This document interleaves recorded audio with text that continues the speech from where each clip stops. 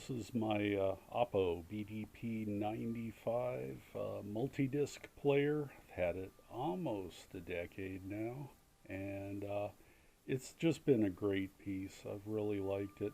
We're looking at the back side of it because if you notice, there's a fan right here, and there's a fan right here.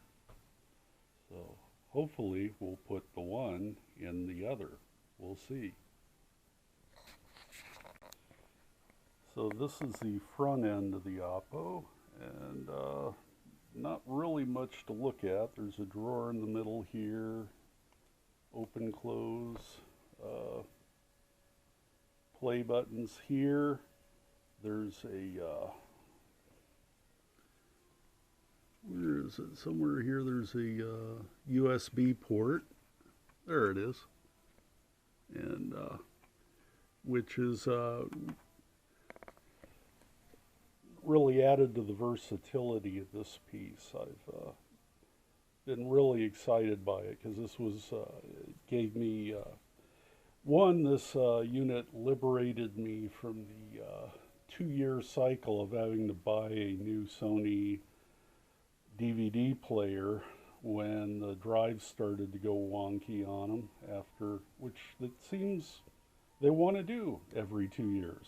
So this unit has just a bulletproof disk drive, and I can't recall ever having missed tracking errors or other problems with it. I took it in for service once and they gave me a new player. That's been my only issue with it ever, and this one's just been great. But I'm really grateful for this unit, not only for its great DVD and Blu-ray playback, but also for the fact it is a true high fidelity multi-disc player, and it has amazing detail.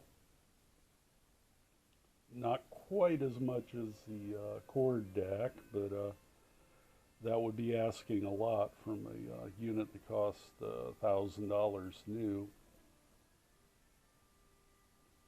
But this unit it gave me an entrance into the world of SACD, and I got to learn, wow, it's digital, but it has this amazing smooth top end. Wow, that's awesome. And I have bought a lot of SACD discs, including the reissues of the RCA Living Stereo classical discs, and also a lot of mobile Fidelity hybrid SACD discs that have come out in recent years. I was so grateful to see their copy of the first Pretenders album, because I've always thought that was just one of the great albums, and to have it on a superior format like SACD is nice. It seems like so often, usually the better, how do I put it, the harder rocking the recording, the worse the fidelity of the disc, and it's always been frustrating. And this unit just has done very well for me. But it has one issue. When the fan comes on, it's kind of noisy. And as it's gotten older, the fan has gotten noisier. So first I wanted to get a nice Noctua fan for it, but and I did order one based on my measurements of the screw spacing on the back of the unit, which that was my first mistake, because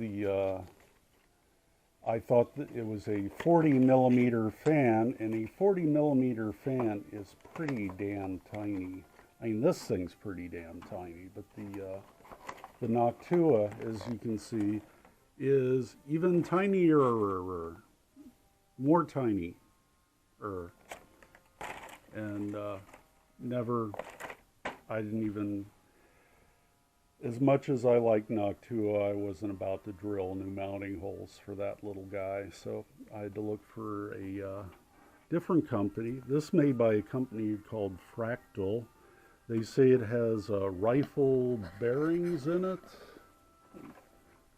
They look like needle bearings to me, but I don't know. I guess not. That's picture looks a little different. But anyway, this is this unit.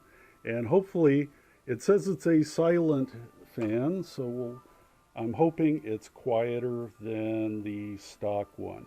So when I talk to you next, we'll have the unit open. We'll look inside.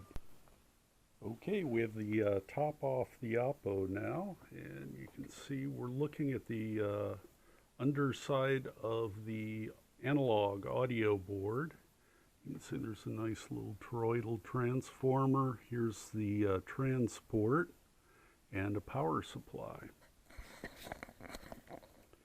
So what we'll try doing here is see if I can pull this out one-handed without destroying anything.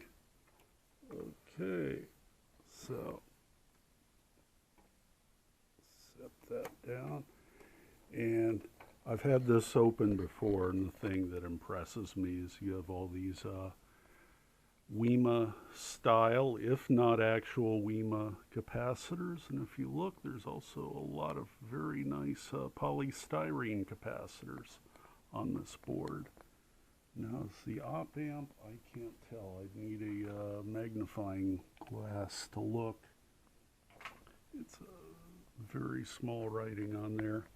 But anyway, as we look here, you can see the fan. And it basically just plugs into the digital board here. So it looks fairly straightforward to work on. I found that the Oppo fan is a 2-pin, so I had to steal the 3-pin to 2-pin adapter out of the Noctua box to use on the Fractal fan. I really wish Noctua had a 50mm fan, but I'm hoping this unit will be just as nice. So the next step is to put it in, button everything back up, and we'll do a power on test. Okay, here we are, and the new fan is in and is running. I don't know if you can see or hear it, but it's the white blades on it are whirling around. It is definitely quieter than the old one, but it is, I can hear it from about 2 feet away. So it's not quite as quiet as a Noctua, but I don't mind if it does the job. That's quieter than the old one was. So that's good to see. Can you, I guess it moves too quick to actually see the blades move. You can probably just see a white blur back in there, but